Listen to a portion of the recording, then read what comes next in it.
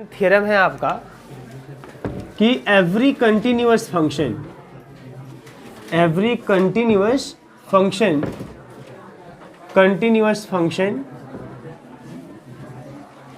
Is R integrable. जो continuous function होता है क्या होता है आपका, आर इंटीग्रेबल होता है। ये आपका है every continuous function is R integrable. Every continuous function is R integrable, आपका ये थ्योरम रहेगा और इम्पोर्टेंट थ्योरम रहेगा ये आपका, ठीक है। Every continuous function is R integrable, ठीक है। हर एक कंटिन्यूअस फंक्शन क्या होता है आपका, आर इंटीग्रेबल होता है। ये आपको जो है यहाँ पे प्रूफ करना है। तो देखिए सबसे पहले जो है जब इसको प्रूफ करने जाएंगे, थ्योरम है हमारा और इम्पोर्टेंट थ्योरम है। अब देखिए प्रूफ में आप जाएंगे तो आप लेट कर लेंगे कि एफ एक्स जो है यह एक कंटिन्यूअस फंक्शन है। क्या है आपका, एक कंटिन्यूअस फंक्शन। तो अगर एफ एक्स एक कंटिन्यूअस फंक्शन होगा then f x is bounded. तो ऐसा फंक्शन क्या होगा हमारा, बाउंडेड। हाँ, हर कंटिन्यूअस फंक्शन क्या होते हैं, बाउंडेड होते हैं।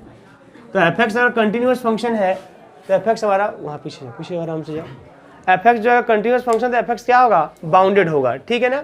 अगर एफ एक्स बाउंडेड होगा तो एफ एक्स का हर सब इंटरवल में, ठीक है, सुप्रीमम और इन्फीमम, बैठो उधर, कोई दिक्कत नहीं, जैसे बैठोगे उतना दिक्कत रहेगा। इधर मत बैठो, उधर बैठो आप, ठीक है। बात समझ में आ रही है यहाँ पे, देखिए ध्यान से। तो जो फंक्शन बाउंडेड होगा है ना, उसका जो भी इंटरवल है, सब इंटरवल है, उसमें उसका सुप्रीमम इन्फीमम क्या करेगा, एग्जिस्ट करेगा। बाउंडेड मतलब यही है ना कि अगर फंक्शन बाउंडेड है तो इसका मतलब यह है, अगर हल्का सा आगे हो जाओ, अगर फंक्शन बाउंडेड है तो इसका मतलब यह है कि फंक्शन की जो वैल्यू होगी है ना वो एक फिक्स होगी, न तो उससे कम होगी न तो एक फिक्स वैल्यू से ज़्यादा होगी। बात समझ में आ रही ना। अगर फंक्शन आपका बाउंडेड है तो फंक्शन की जो वैल्यू होगी वो फिक्स होगी, वो एक रेंज में होगी, न तो एक फिक्स वैल्यू से कम होगी ना तो किसी फिक्स वैल्यू से ज़्यादा होगी। ये होगा बाउंडेड का मतलब। तो फंक्शन बाउंडेड है, इसका मतलब यह है, समझ लीजिए कि इसका सुप्रीमम इन्फीमम क्या करेगा, एग्जिस्ट करेगा, ठीक है। तो हम क्या करते हैं, पार्टीशन कर देते हैं। तो या ये भी लिख देते हैं यहाँ पे कंटिन्यूअस फंक्शन है ना, जो एफ एक्स है, एफ एक्स मैं लिख देता हूँ यहाँ पे आगे, f x is defined over close interval A b. मान लीजिए क्लोज इंटरवल ए बी में डिफाइंड है। अब इस क्लोज इंटरवल ए बी को मैं पार्टीशन कर देता हूँ। क्या कर देता हूँ, पार्टीशन। आइए पार्टीशन करते हैं। तो let P equal to, partition करते हैं, A equal to X not comma X one. In general partition ऐसे ही करते चले जाएंगे आप, है ना। X are minus one comma X R dot dot dot X N equal to B. ये आपका कोई पार्टीशन हो जाएगा। पार्टीशन होगा तो आपको सेगमेंट मिलेंगे, सब इंटरवल मिलेंगे। इसी में से एक सेगमेंट या सब इंटरवल हम ले लेते हैं। तो लेट कर लेते हैं आई आर, ठीक है, जो X are minus one comma X are be the Rth sub interval of close interval A B, with the Rth sub interval of close interval A B, ठीक है। अच्छा, अब यह सब इंटरवल मैंने आई आर ले लिया। अब इसमें हम फंक्शन का सुप्रीमम इन्फीमम भी मान लेते हैं। अब मानेंगे, इसलिए मानेंगे कि फंक्शन क्या है, बाउंडेड है। अगर फंक्शन बाउंडेड नहीं होता ना तो फिर आप इसमें कोई श्योरिटी नहीं होती कि नहीं उसका सुप्रीमम इन्फीमम एग्जिस्ट ही करेगा, क्योंकि अगर बाउंडेड नहीं है, अगर कंफर्म नहीं है कि बाउंडेड है कि नहीं है, तो अनबाउंडेड भी हो सकता है। और जब फंक्शन अनबाउंडेड हो जाएगा है ना, तो मान लीजिए लोअर केस में अनबाउंडेड हुआ तो उसका इन्फीमम एग्जिस्ट नहीं करेगा, अपर केस में अगर अनबाउंडेड हो गया तो उसका सुप्रीमम एग्जिस्ट नहीं करेगा। तो ये चीजें हो सकती हैं, बट यहाँ पे श्योर है कि फंक्शन कंटिन्यूअस है, इसमें बोला है, इसलिए फंक्शन बाउंडेड होगा। और जो भी फंक्शन बाउंडेड होंगे वो किसी भी सब इंटरवल में, जिस इंटरवल में डिफाइंड हो गया क्लोज इंटरवल ए बी में, पार्टीशन करेंगे तो इसी का भाग मिलेगा। तो इस क्लोज इंटरवल ए बी का कोई भी सब इंटरवल होगा, उन सब में उस फंक्शन एफ एक्स का सुप्रीमम भी एग्जिस्ट करेगा और इन्फीमम भी एग्जिस्ट करेगा। तो मैं लेट कर लेता हूँ, let small m r and capital M r, ठीक है, be the infimum and supremum of f in I r है ना। आर एस सब इंटरवल में फंक्शन का इन्फीमम मान लेते हैं small m r and supremum मान लेते हैं कैपिटल एम आर। अब थोड़ा ध्यान देना, इसमें एक चीज और है, जैसे कि अब जो पार्टीशन है, पार्टीशन को कुछ विशेष प्रकार से आप करेंगे तभी जो है आपका हर कंटिन्यूअस फंक्शन आर इंटीग्रेबल होगा। और विशेष प्रकार से मतलब क्या है, पार्टीशन को हमें बहुत ही छोटे छोटे पार्ट्स में करना है, मतलब हमें बहुत ज़्यादा पॉइंट्स लेने हैं। हम इतने ज़्यादा पॉइंट्स लेंगे पार्टीशन पी में है ना, या इतने ज़्यादा पार्ट हम करेंगे ताकि हर सब इंटरवल का लेंथ क्या है, बहुत कम आए, और भी कितना आए आपका f B minus F A से क्या आए, एप्सिलॉन अपान बी माइनस ए से क्या है, कम आए। इस तरीके से हम करेंगे यहाँ पे। तो इसको थोड़ा सा ये लाइन थोड़ा ध्यान दीजिएगा, इसमें मैं ऐसे मानूंगा, लेट करूंगा, लेट द ऑसिलेशन, ये ध्यान दीजिएगा मैं समझाता हूँ ये आपको, oscillation, let the oscillation of F X, oscillation of F x in, ठीक है, इन ईच सब इंटरवल, हर सब इंटरवल में जो एफ एक्स का ऑसिलेशन होगा, ये मैं मान लेता हूं, है ना, oscillation of F x in each sub interval is less than epsilon upon B minus A, मैं ये मान लेता हूं, ठीक है ना। अब मैं बताऊंगा लास्ट में, आपको रीजन भी बताऊंगा कि क्यों हम लोग एप्सिलॉन अपान बी माइनस ए माने हैं, ये भी मैं बताऊंगा आपको। लेकिन अभी ये जान लीजिए कि ऑसिलेशन मतलब क्या हुआ, समझते हैं। ऐसे फंक्शन एफ एक्स है, अब वो मान लीजिए कोई भी सब इंटरवल ले लिए, मान लीजिए इंटरवल मैंने ले लिया आई आर, तो मैं यहाँ से एक्स की वैल्यू उठा के फंक्शन एफ एक्स में कहाँ गया, यहाँ पे, है ना, फंक्शन एफ एक्स में रखते जाएंगे आप। तो आप जब इस इंटरवल से एक्स की वैल्यू उठाते जाएंगे और फंक्शन में रखते जाएंगे तो आपको फंक्शन की वैल्यू मिलती जाएगी, है ना। अब ऑसिलेशन मतलब यह है कि इसे मान लीजिए ये कंफर्म हो गया कि फंक्शन की जो मिनिमम वैल्यू है वह आपकी है स्मॉल एम आर, और फंक्शन की जो मैक्सिमम वैल्यू है वह आपकी है कैपिटल एम आर, है ना। अगर ये हमें कंफर्म है, हमने मान लिया कि इस आई आर में, इस आई आर सब इंटरवल में फंक्शन की मिनिमम वैल्यू है स्मॉल एम आर, फंक्शन की मैक्सिमम वैल्यू मतलब सुप्रीमम है कैपिटल एम आर, तो क्या यही दो वैल्यू मिलेंगे इस इंटरवल में फंक्शन के? नहीं, बहुत मिलेंगे, है ना। यहाँ से आप जो भी एक्स अमाउंट उठा रखेंगे फंक्शन में आपको वैल्यू मिलती जाएगी। इन्फिनिटी पॉइंट्स है तो एफ एक्स से इन्फिनिटी वैल्यू भी मिलेंगे, लेकिन अगर infimum small m r supremum capital M r है तो इसका मतलब जितने और वैल्यू मिलेंगे सब इसी के बीच में लाई करेंगे, न तो स्मॉल एम आर से कम होंगे न तो कैपिटल एम आर से ज्यादा होंगे। तो ऑसिलेशन मतलब ये चीज है कि स्मॉल एम आर और कैपिटल एम आर तक ही वो आपका मूव कर, कहीं से कुछ उठा लीजिए, वो पॉइंट, उस जो वैल्यू होगा फंक्शन का वो इसी के बीच में कहीं ना कहीं मिलता चला जाएगा आपको, है ना। तो ये खाली स्मॉल एम आर से लेके कैपिटल एम आर तक ऑसिलेट करेगा इस तरीके से।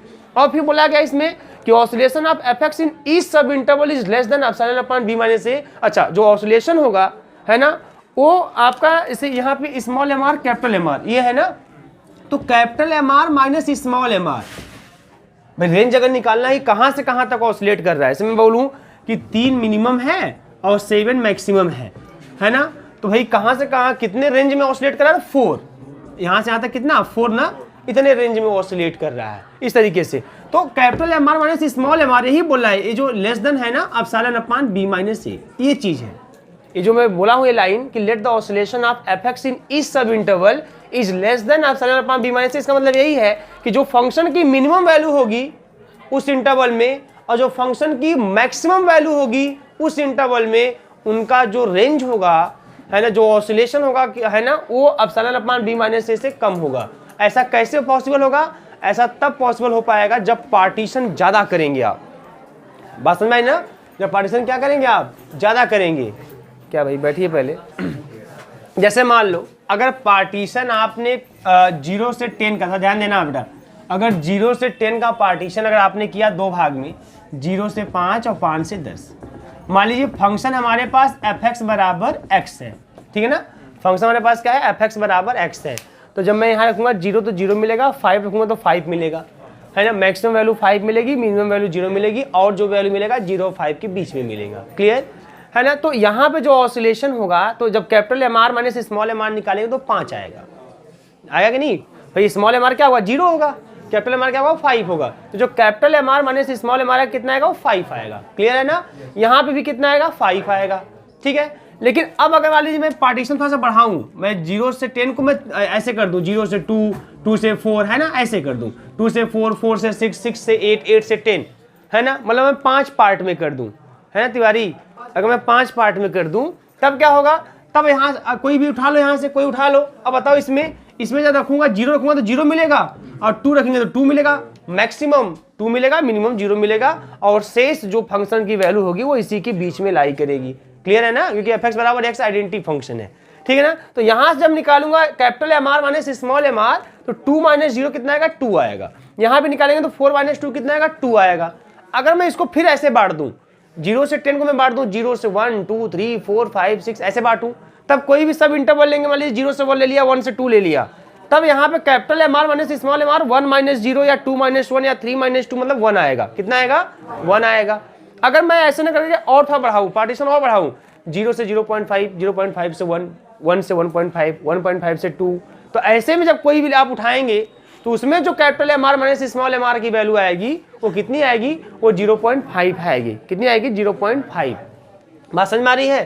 तो आपको क्या करना है, आपको पार्टीशन इस तरीके से करना है, आपको पार्टीशन इस तरीके से करना है कि जो लेंथ आए, जो मतलब यार लेंथ कर लीजिए, तो ऐसे बोल दीजिए कि जो capital M r minus small m r का जो डिफरेंस या जो रेंज आए वह इससे क्या होना चाहिए? कम। एप्सिलॉन की वैल्यू क्या होती है? 1 से कम होती है। 0 less than or equal to epsilon less than 1, ऐसे होती है आपकी एप्सिलॉन की वैल्यू। तो यहाँ पे एप्सिलॉन की वैल्यू यहाँ पे है, तो ये आपकी जो वैल्यू हुई एप्सिलॉन की, मान लीजिए हमने कंसीडर कर लिया 0.9, क्या कंसीडर कर लिया?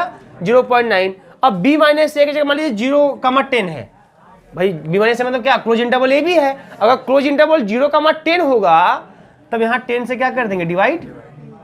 ये ना होगा भाई b माइनस ए, तो 10 माइनस 0 मतलब 10, तो कितना आएगा? 0.09। तो हमको इतना ज्यादा पार्टीशन करना है ना, ताकि capital M r minus small m r की जो वैल्यू है वो इस 0.09 से कम आए या 0.08 से कम आए, है ना। इस तरीके से अगर रहेगा तब आप जो है फंक्शन कंटिन्यूअस जो होगा वो क्या होगा? आर इंटीग्रेबल होगा।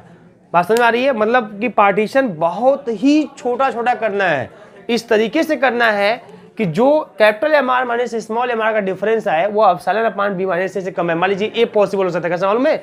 0 से 0.01 ये हो सकता है, फिर 0.01 से 0.02 ऐसे करते जाओ पार्टीशन। तो आप यहाँ पे कोई आप ले लेंगे इंटरवल, मान लीजिए मैंने ले लिया 0 से 0.01, तो स्मॉल एम आर की वैल्यू आएगी 0, कैपिटल एम आर की वैल्यू आएगी 0.01। तो capital M r minus small m r आएगा 0.01, है ना। और 0.01 आसानी से आप कह सकते हैं कि वो एप्सिलॉन अपॉन बी माइनस ए से क्या होगा? तो छोटा होगा। इस तरीके से बात समझ में आ रही ना। तो आपको जो पार्टीशन यहाँ करना है, ध्यान दीजिएगा, कोई बहुत बड़ी बात नहीं है, बहुत सिंपल सी बात है। पार्टीशन आप करोगे तो capital M r minus small m r की वैल्यू कुछ ना कुछ मिलेगी। भाई पार्टीशन करेंगे, कोई भी सब इंटरवल उठाएंगे, फंक्शन की उसमें मैक्सिमम वैल्यू मिनिमम वैल्यू उनके बीच का जो डिफरेंस होगा वो कुछ ना कुछ मिलेगा। लेकिन आपको पार्टीशन ऐसा करना है कि उसके बीच का जो डिफरेंस हो वो इससे क्या आए? कम आए। बस यही बात है और कुछ नहीं इसका मतलब, है ना। तो इससे फायदा क्या हुआ था देखिए यहाँ पे। तो जब ये चीजें हो जाएंगी आपको इस तरह से पार्टीशन करना है कि किसी भी सब इंटरवल में जो फंक्शन की मैक्सिमम वैल्यू हो और जो फंक्शन की मिनिमम वैल्यू हो इसका difference epsilon upon B minus ए से क्या है? कम आए, है ना। अब क्या हुआ? ये चीजें हो गई। क्वेश्चन नंबर कर दिया फर्स्ट। नाउ हमें दिखाना है कि ऐसा कंटिन्यूअस फंक्शन क्या होगा? आपका आर इंटीग्रेबल होगा, ठीक है ना। अच्छा, किसी फंक्शन को अगर आर इंटीग्रेबल शो करना है तो कितने तरीके आपके पास हैं? किसी फंक्शन को अगर आर इंटीग्रेबल शो करना है तो आपके पास कितने तरीके हैं? पता है आपको कुछ? अगर किसी फंक्शन को आर इंटीग्रेबल शो करना है तो आपके पास 2 तरीके हैं शो करने के। आपको मैं ऑसिलेटरी सम पढ़ाया हूँ कि नहीं? नहीं, शायद मैं भूल गया, मैं बता देता हूँ आप लोगों को, है ना। पहले एक तरीका तो आप जानते हैं, अगर किसी फंक्शन को आर इंटीग्रेबल शो करना है किसी क्लोज इंटरवल ए बी में, तो आप उस फंक्शन का जो लोअर रीमान इंटीग्रल होगा उसको कैलकुलेट कर लेंगे और जो उस फंक्शन का अपर रीमान इंटीग्रल होगा उसको कैलकुलेट कर लेंगे, है ना। अगर दोनों बराबर आ जाएंगे तो फंक्शन आर इंटीग्रेबल हो जाएगा। एक दूसरा तरीका है जिसको बोलते हैं हम ऑसिलेटरी सम। एक टॉपिक है, एक टर्म है, मैं इसको भी लिखवा दूंगा, इसके जस्ट बाद लिखवा दूंगा आपको, है ना। वो है आपका ऑसिलेटरी सम। ध्यान दीजिए, अब ये ऑसिलेटरी सम है क्या? ध्यान दीजिएगा, ऑसिलेटरी सम है क्या? तो ये यूपीएफ माइनस का एलपीएफ है, यूपीएफ माइनस का एलपीएफ, ठीक है। कोई फंक्शन है, पार्टीशन करेंगे, वो फंक्शन जिस क्लोज इंटरवल ए बी या जिस इंटरवल में डिफाइंड होगा, है ना, उस इंटरवल का आप पार्टीशन करेंगे। पार्टीशन करेंगे तो पार्टीशन, उस पार्टीशन के करस्पॉन्डिंग फंक्शन का जो अपर सम होगा और उस पार्टीशन के करस्पॉन्डिंग फंक्शन का जो लोअर सम होगा, उसी अपर सम और लोअर सम के डिफरेंस को हम कहते हैं ऑसिलेटरी सम। और उसे हम दिखाते हैं, इसी चीज को दिखाते हैं WPF से। WPF मतलब ऑसिलेटरी सम। WPF ऑसिलेटरी सम बराबर UPF माइनस का LPF। बात समझ में? ये होता है आपका UPF माइनस का LPF। अगर ये ऑसिलेटरी सम किसी फंक्शन के लिए, अगर यह जो ऑसिलेटरी सम है किसी फंक्शन के लिए एप्सिलॉन से कम आ गया, क्या आ गया? एप्सिलॉन से कम आ गया, तो ऐसा फंक्शन जो है वो हो जाएगा आपका आर इंटीग्रेबल। तो ये आपको मैं थ्योरम भी करवा दूंगा, ये थ्योरम भी प्रूव करा दूंगा और टॉपिक भी लिखवा दूंगा कि अगर किसी फंक्शन के लिए ऑसिलेटरी सम की वैल्यू एप्सिलॉन से अगर कम आ गई तो ऐसा फंक्शन जो होगा क्या होगा आपका आर इंटीग्रेबल फंक्शन होगा। बात समझ में आ रही है? ऑसिलेटरी सम होता क्या है? यूपीएफ माइनस का एलपीएफ। वैसे भी जब आप लोअर रीमान इंटीग्रल और अपर रीमान इंटीग्रल निकालते हैं तो उसमें एलपीएफ भी निकालते हैं, यूपीएफ भी निकालते हैं। तो अगर यूपीएफ और एलपीएफ का डिफरेंस जिसको हम ऑसिलेटरी सम कहते हैं अगर ये एप्सिलॉन से कम आ गया तब भी फंक्शन आर इंटीग्रेबल होता है। मैं इस थ्योरम को प्रूव करके दिखाऊंगा, है ना, कि कोई फंक्शन अगर आर इंटीग्रेबल है तो उसका ऑसिलेटरी सम एप्सिलॉन से कम आता है। तो ऑसिलेटरी सम जब भी कम हो तो क्या समझेंगे आप? यूपीएफ माइनस का एलपीएफ। ठीक है, तो इसको मैं इसी से सॉल्व करूंगा। तो आइए हम निकालते हैं इसका ऑसिलेटरी सम। ना ऑसिलेटरी सम WPF बराबर, ऑसिलेटरी सम WPF बराबर क्या होगा? यूपीएफ माइनस का एलपीएफ। अब यूपीएफ क्या होता है सबको पता, summation R equal to 1 to n capital MR delta R minus summation R equal to 1 to n small MR delta R। Clear है भैया? ये ना होता है आपका ना, ये आपका ऑसिलेटरी सम इस तरह से आप कर देंगे। अब यहाँ पे कर देंगे summation R equal to 1 to n capital MR minus small MR और डेल्टा R। क्लियर है? इस तरीके से। और capital MR minus small MR की वैल्यू इक्वेशन नंबर फर्स्ट से। क्यों? क्योंकि हमने पार्टीशन ही ऐसा किया है कि किसी भी सब इंटरवल में फंक्शन के सुप्रीमम और इन्फीमम का difference epsilon upon b minus a से क्या आएगा? कम आएगा। ऐसा पार्टीशन आपने किया। ठीक है, इस तरीके से। तो अब क्या हो जाएगा? यहाँ पे मैं लिख दूंगा, जब यहाँ पे जैसे लिखूंगा यहाँ पे epsilon upon b minus a less than हो जाएगा summation R equal to 1 to n epsilon upon b minus a और डेल्टा R आपको पता है बेटा होता है XR माइनस 1। ये ना होता है? अच्छा, अब आप इक्वल करके लिखिए। आप देखिए यहाँ पे epsilon upon b minus a को बाहर कीजिए। अब जब इस समेशन को इस पर लगाएंगे तो क्या आता है पता है किसी को? हाँ, ये आता है आपका xn माइनस x0, है ना। मतलब आपको मिल जाता है epsilon upon b minus a, ये मिल जाता है b माइनस a। क्लियर है ना? जब इस समेशन से ऑपरेट करेंगे तो x1 minus x0 plus x2 minus x1 plus x3 minus x2 से मिलता है और लास्ट में प्लस का xn माइनस 1 सब कट जाता है, खाली बचता है xn और x0। तो xn माइनस x0 बचेगा और xn किसके बराबर? b के बराबर, x0 किसके बराबर? a के बराबर, है ना। तो रख देंगे आप, रख दें, a इससे क्या हो गया? कैंसिल। तो इसका मतलब क्या मिल गया? इसका मतलब ये मिल गया कि WPF ये लेस देन क्या आ गया?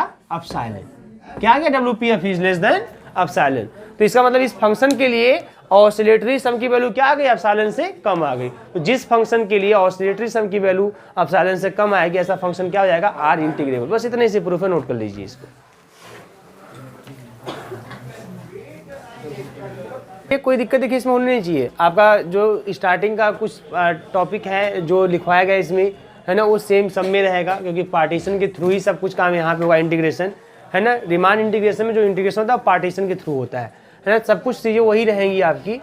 और बस यहाँ पे यह है कि पार्टीशन इस तरीके से करना है कि किसी भी इंटरवल में जब फंक्शन के सुप्रीमम और इन्फीमम का डिफरेंस देखे तब epsilon upon b minus a से क्या है? कम आए। ऐसे करेंगे। जब ऐसे करेंगे तभी जाके WPF लेस देन क्या आएगा? एप्सिलॉन। और जिस फंक्शन के लिए WPF, है ना, लेस देन एप्सिलॉन आएगा, मतलब ऑसिलेटरी सम की वैल्यू लेस देन एप्सिलॉन होगी, वो फंक्शन क्या होता है? आर इंटीग्रेबल होता है। इस थ्योरम को भी मैं प्रूव करके दिखाऊंगा आपको, घबराइए मत। तो पहले आप हेडिंग कर लीजिए ऑसिलेटरी सम, इसको लिख लीजिए पहले आप। Oscillatory some OSCILLATORY, oscillatory sum.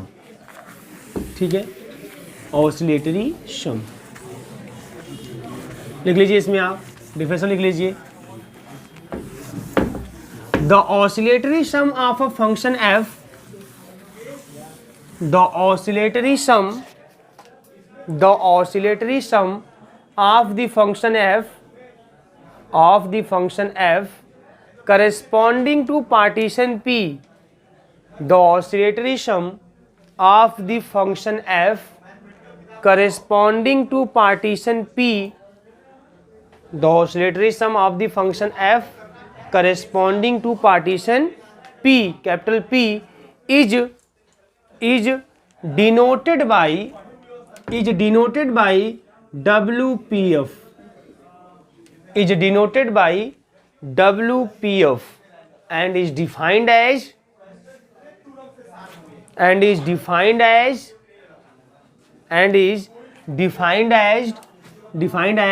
WPF equal to UPF minus का LPF,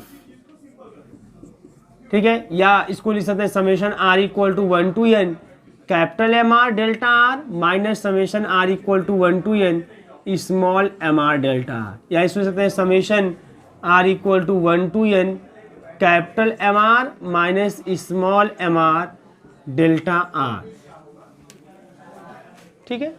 ये हो जाएगा आपका WPF बराबर UPF माइनस LPF, या उसको हम अगर हम capital MR small MR supremum infimum के फॉर्म में लिखें तो लिख सकते हैं summation R equal to 1 to n capital MR minus small MR into delta R, ठीक है। एक लाइन नीचे और लिख लीजिए, if a function fx is R integrable, ठीक है। If a function fx is R integrable, if a function fx is R integrable, अगर कोई फंक्शन fx क्या हो आपका R इंटीग्रेबल हो, if a function fx is R integrable then WPF is less than epsilon. अगर कोई फंक्शन R integrable हो WPF क्या होगा, एप्सिलॉन से कम होगा, then WPF is less than epsilon, WPF is less than epsilon, है ना। ये ध्यान है कहाँ P लिखना है कहाँ F लिखना है, ये गलती नहीं होने पाए, है ना। WPF ये तरीका होगा, P ऐसे सफिक्स रूप में, F आपका फंक्शन को डिनोट करेगा इस तरह से, WPF is less than epsilon, ठीक है। इसको मैं प्रूफ भी करा दूंगा, पहले आप अगला थ्योरम लिखिए। नेक्स्ट इंपॉर्टेंट थ्योरम आपका है, every monotonic function is R integrable, every monotonic function is R integrable, every monotonic function is R integrable, ठीक है। Every monotonic function is R integrable. अब ध्यान दीजिए कैसे इस चीज़ को प्रूव करेंगे। सबसे पहली बात, सभी लोग जानते होंगे इसमें मोनोटोनिक फंक्शन क्या होता है। मोनोटोनिक फंक्शन मतलब आइदर मोनोटोनिक इंक्रीजिंग और मोनोटोनिक डिक्रीजिंग। अगर मान लीजिए कोई फंक्शन fx है, इसमें मैं वो जिस भी इंटरवल में डिफाइंड है या जिस भी डोमेन में डिफाइंड है, अगर मैं वहाँ से x की वैल्यू फंक्शन में रखता जाऊँ, वो भी इंक्रीजिंग ऑर्डर में रखता जाऊँ, ठीक है ना। अगर इंक्रीजिंग ऑर्डर में x की वैल्यू रखते जाने पर अगर फंक्शन की वैल्यू भी इंक्रीज कर रही है तब मोनोटोनिक इंक्रीजिंग बोलते हैं। और अगर हम x की वैल्यू इंक्रीजिंग ऑर्डर में ही रख रहे हैं लेकिन फंक्शन की वैल्यू डिक्रीज कर रही है, इसे बोलते हैं मोनोटोनिक डिक्रीजिंग फंक्शन। जैसे मान लीजिए आपका fx बराबर मान लीजिए x स्क्वायर हो, तो यहाँ और मान लीजिए x जो है वो कहाँ से नेचुरल नंबर से लेना हो आपको, ठीक है। तो आप 1 2 3 रखते जाओगे तो आपको 1 का स्क्वायर 1 2 का स्क्वायर 4 3 का स्क्वायर 9 ऐसे 1 4 9 16 ऐसे मिलता जाएगा। तो आप रख रहे हो 1 2 3 इंक्रीजिंग ऑर्डर में, तो आपको फंक्शन की वैल्यू भी बढ़ती हुई मिल रही है। लेकिन मान लीजिए फंक्शन fx बराबर 1/x हो, है ना। तब अगर आप 1 2 3 रखते जाओगे तो आपको मिलेगा 1 1/2 1/3। आप x की वैल्यू बढ़ा रहे हो, 1 2 3 रख रहे हो, लेकिन फंक्शन की वैल्यू क्या घटती जा रही है ना। तो इसको बोलते हैं डिक्रीजिंग, ठीक है। तो ऐसे अगर बढ़ती जा रही है फंक्शन की वैल्यू, x की बढ़ते वैल्यू रखने जाने पर उसको ऐसे भी लिखा जाता है कि function fx is monotonic increasing if x1 is greater than x2। अगर x1 x2 से ग्रेटर हो तो fx1 भी fx2 से ग्रेटर होना चाहिए इंक्रीजिंग के लिए। और अगर x1 ग्रेटर देन x2 है लेकिन fx1 लेस देन fx2 हो गया तब डिक्रीजिंग हो जाएगा, ठीक है। बात समझ में आ रही है। तो फंक्शन चाहे इंक्रीजिंग हो चाहे डिक्रीजिंग, उसे हम मोनोटोनिक फंक्शन बोलेंगे। तो मोनोटोनिक फंक्शन मतलब आइदर मोनोटोनिक इंक्रीजिंग और मोनोटोनिक डिक्रीजिंग। तो आपको कोई एग्जांपल अगर लेना हो कभी मोनोटोनिक फंक्शन का, तो आप चाहे इंक्रीजिंग वाला एग्जांपल ले लो और चाहे डिक्रीजिंग वाला एग्जांपल ले लो। तो हम लोग कौन सा एग्जांपल लेना पसंद करेंगे, इंक्रीजिंग वाला, क्योंकि हम जो पार्टीशन करते हैं, पार्टीशन में पॉइंट्स भी इंक्रीजिंग ऑर्डर में रखते हैं। तो ऐसा अगर हम इंक्रीजिंग वाला लेंगे तो एकदम फिट बैठेगा, कोई दिक्कत नहीं आएगी, ठीक है। अच्छा, एक बात। दूसरी बात यहाँ पे यह है, जैसे मान लीजिए कि फंक्शन fx अगर क्लोज इंटरवल a b में डिफाइंड है, क्लोज इंटरवल a b में डिफाइंड है और फंक्शन है मोनोटोनिक इंक्रीजिंग। कंसीडर कर लेता हूँ फंक्शन क्या है, मोनोटोनिक इंक्रीजिंग। अगर फंक्शन मोनोटोनिक इंक्रीजिंग होगा तो ऐसे केस में जो है एफ ए की वैल्यू एफ बी से कम होगी, है ना। और इस केस में भी ये क्या है, बी से कम, क्योंकि जो इंटरवल आप लेते हो देखो ऐसे ही यहाँ पे जो पार्टीशन जितना भी करते हैं आप इंक्रीजिंग ऑर्डर में लेते हैं पॉइंट ना, तो पार्टीशन आप करेंगे तो जो ए बी होगा कन्फर्म इसलिए लिखने की जरूरत नहीं है, ये हमेशा बी से क्या होगा, कम। क्योंकि जो पार्टीशन आप करते हैं इंटरवल का तो उसमें इसी तरह से करते हैं, पहले आप small value a equal to x0, फिर x1 x2 जो होता है वो x1 x0 से बड़ा होता है, x2 x1 से बड़ा होता है, ऐसे पॉइंट्स को लेना होता है ना। तो ये जो है कंफर्म b से लेस होगा। तो अगर फंक्शन अगर इंक्रीजिंग फंक्शन है तो एफ ए क्या होगा, एफ बी से कम होगा, मतलब b अगर a से ज़्यादा है तो एफ बी भी एफ ए से क्या होगा, ज़्यादा होगा, इस तरीके से, है ना। अच्छा, दो चीज़ें आपने पढ़ा होगा, एक देखो मोनोटोनिक इंक्रीजिंग डिक्रीजिंग में खाली बढ़ना ही नहीं होता, अगर इक्वल भी कर जाता तब भी कोई दिक्कत नहीं होती। बात समझ में आ रही है? मतलब जैसे देखो यहाँ पे अगर x1 की वैल्यू x2 से कम हो, या कह सकते हैं x2 की वैल्यू x1 से ज़्यादा हो, अगर फंक्शन मोनोटोनिक इंक्रीजिंग रहेगा तो इस तरीके से कंडीशन दिखाई देगा, fx1 less than or equal to fx2। Equal भी हो सकता है, इक्वल भी हो सकता है, कोई दिक्कत नहीं है, ठीक है। अगर इक्वल ना हो के खाली कंफर्म ग्रेटर हो तो इसे बोलते हैं स्ट्रिक्टली मोनोटोनिक इंक्रीजिंग। बात समझ में आ रही है कि नहीं आ रही है? फंक्शन लगातार इंक्रीज करता जाए, हर बार हर अगला टर्म पीछे वाले से इंक्रीज करता जाए, तब उसे बोलते हैं monotonic, strictly monotonic increasing function. अगर मान लीजिए कहीं पे बराबर भी आ गया तब भी वो मोनोटोनिक फंक्शन के केस में आएगा, मोनोटोनिक इंक्रीजिंग फंक्शन कहलाएगा। कहीं मान लीजिए उसके दो वैल्यू बराबर हो गए, है ना, उस केस में भी बोलेंगे आप मोनोटोनिक इंक्रीजिंग फंक्शन। तो इक्वल पे भी काम करता है, कोई दिक्कत नहीं। अगर इक्वल हट जाएगा, खाली ग्रेटर देन बना रहेगा तो स्ट्रिक्टली वर्ड वो यूज कर देते हैं वहाँ पे। वही हाल डिक्रीजिंग के लिए भी, अगर खाली लेस देन लगातार घटता जाए, कहीं बराबर होने का चांस ना हो, तो strictly decreasing, monotonic decreasing function, ठीक है ना। तो बराबर भी हो सकता है। तो जब हम इसको इस प्रूफ को स्टार्ट करेंगे तो हम मानेंगे पहले कि यदि एफ ए बराबर एफ बी हो जाए, क्या हो जाए, एफ ए बराबर, अगर बराबर हो जाएगा तो अगर एफ ए बराबर एफ बी हो जाएगा तो function F x constant function हो जाएगा। तो आप बोलेंगे तो फंक्शन एफ एक्स कॉन्स्टेंट, अगर एफ ए बराबर, हमको लेना है आपका क्या, हमको लेना है मोनोटोनिक फंक्शन, हम मान लेंगे भाई कि एफ एक्स मोनोटोनिक फंक्शन है, क्लोज इंटरवल ए बी में डिफाइंड है। ये भी हो सकता है कि एफ ए बराबर एफ बी, क्योंकि इक्वल होगा तब भी काम बन जाएगा। हाँ, तो अगर एफ ए बराबर एफ बी हुआ बेटा, देन फंक्शन हो जाएगा constant function, then f x is constant function and we know that constant function is always R integrable. तो थ्योरम खत्म हो जाएगा यहीं पे, लेकिन ये पॉसिबिलिटी दोनों की है कि एफ ए बराबर एफ बी हो भी सकता है और नहीं भी हो सकता। और जब एफ ए बराबर एफ बी नहीं होगा तो या तो एफ ए एफ बी से छोटा होगा या तो एफ ए एफ बी से बड़ा होगा। तो अगर आप इंक्रीजिंग कंसिडर करोगे तो एफ ए को एफ बी से छोटा कंसिडर कर लेना, अगर आप डिक्रीजिंग को मान के चलोगे तो आप एफ ए को एफ बी से ग्रेटर कंसिडर कर लेना। बात समझ में आ रही है? तो हमें खाली वो ग्रेटर और लेस वाला ही मैटर सॉल्व करना है। इक्वल वाले पे तो हम जानते हैं वो कांस्टेंट फंक्शन हो जाएगा, एंड कांस्टेंट फंक्शन इज, है ना, आर इंटीग्रेबल फंक्शन, ठीक है। तो बहुत सी बातें वही लिखेंगे हम, ले लेंगे let f x be a, ठीक है ना, f x be a monotonic function, monotonic function defined on close interval A b, defined on close interval A B, ठीक है।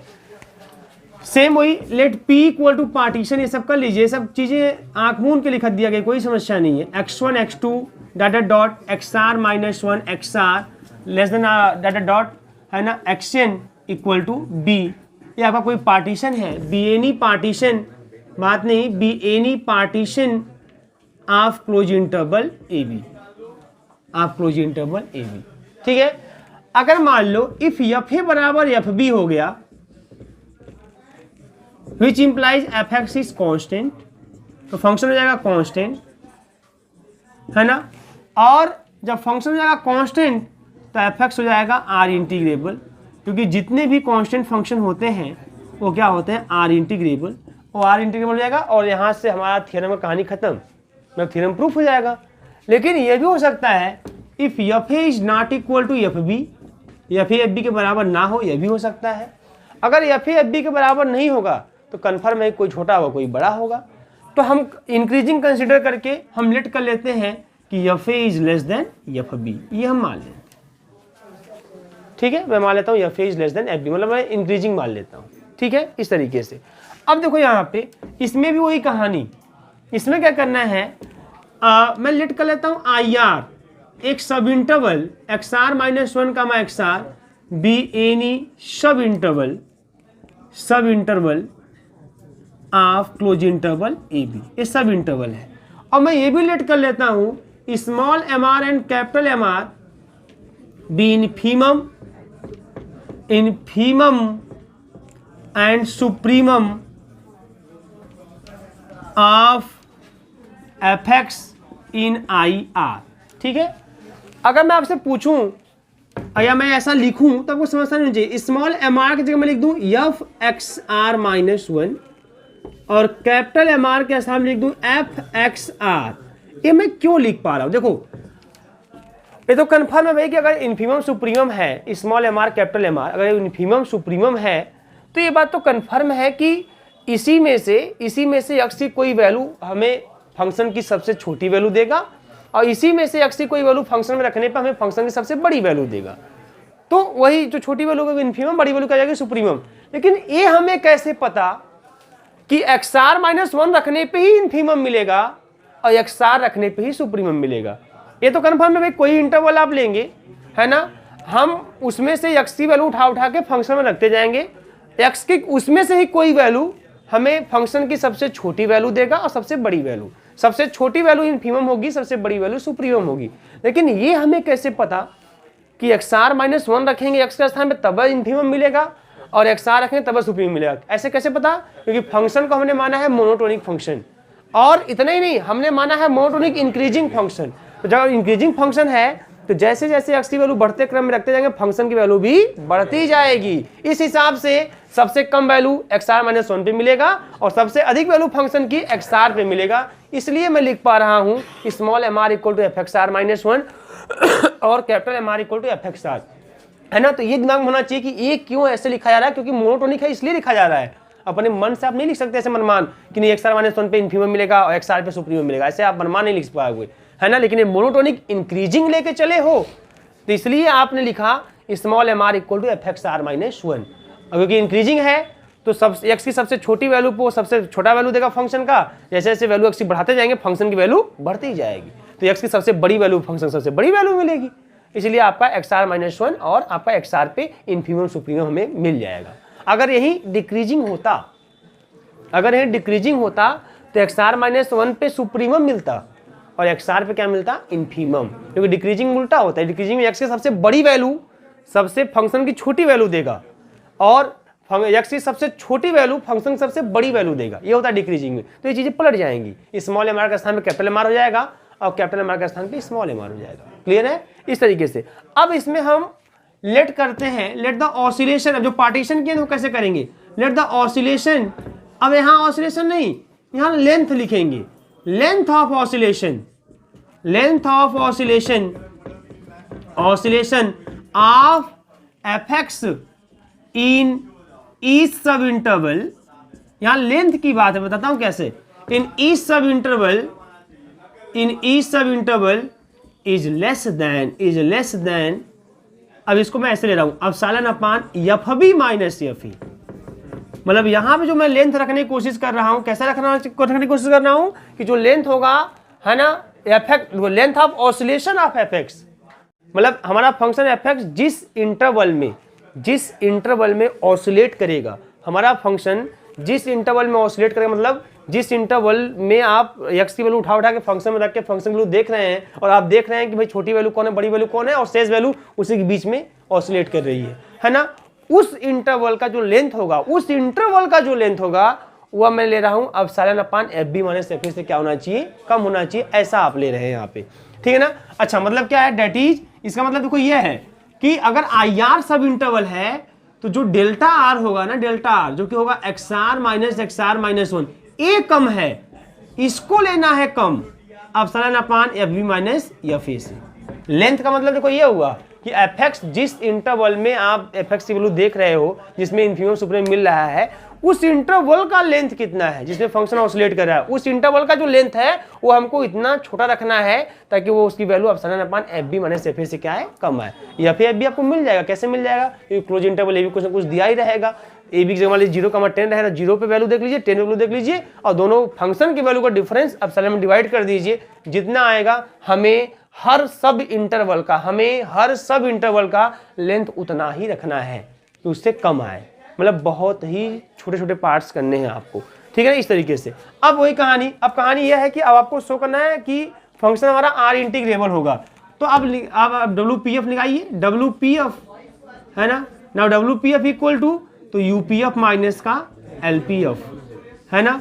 और इसको क्या लिखेंगे बताइए यहाँ पे? Summation r equal to 1 to n capital M r minus small m r delta r, है ना। अब बेटा कैपिटल एम आर कितना, कैपिटल एम आर जो है ना, वह है आपका एफ एक्स आर, और स्मॉल एम आर क्या है, एफ एक्स आर माइनस 1, और डेल्टा आर जो है उसकी value epsilon upon F B minus F A से कम, और तब यहाँ हो जाएगा लेस देन। क्लियर है, इस तरीके से हो जाएगा, epsilon upon F B minus F A से कम हो जाएगा। अब क्या करेंगे देखिए यहाँ पे, फिर इक्वल चलिए यहाँ पे, और epsilon upon F B minus F a को आप ऐसे बाहर लिखिए और इस समेशन को इस पर लगा दीजिए। तो समेशन लगाओगे आप तो क्या मिलेगा बताओ, मालूम है, एफ एक्स एन माइनस का एफ एक्स नॉट मिलेगा। कर लेंगे ना आप लोग इसको, भाई 1 रखेंगे F X one minus F X naught, 2 रखेंगे F X two minus F X one, 3 रखेंगे F X three minus F X two, एकदम उसी तरीके से सब कट जाएंगे, बचेगा F X N minus F X naught. और एफ एक्स एन जो है तो एक्स एन क्या है, एक्स एन बी है, तो ये हो जाएगा आपका epsilon upon F B minus का एफ ए, और ये जो है आपका एक्स एन बी है तो एफ बी माइनस का एफ ए, तो ये इस तरीके से, और ये वाला पार्ट इससे क्या जाएगा कैंसिल, यू गेट एप्सिलॉन। मतलब क्या मिल गया, 10 आपको मिल जाएगा कि W P F is less than epsilon, है ना। हेंस जो फंक्शन है हमारा, इसलिए जो फंक्शन एफ एक्स है वो क्या हो जाएगा हमारा R integrable, hence function F x is R integrable. ठीक है, तो इस तरीके का है ये, मोनोटोनिक के लिए ये तरीका अपनाएंगे आप, बहुत कुछ सेम है, बस आपको फोकस करते जाना है, समझते जाना है। ठीक है,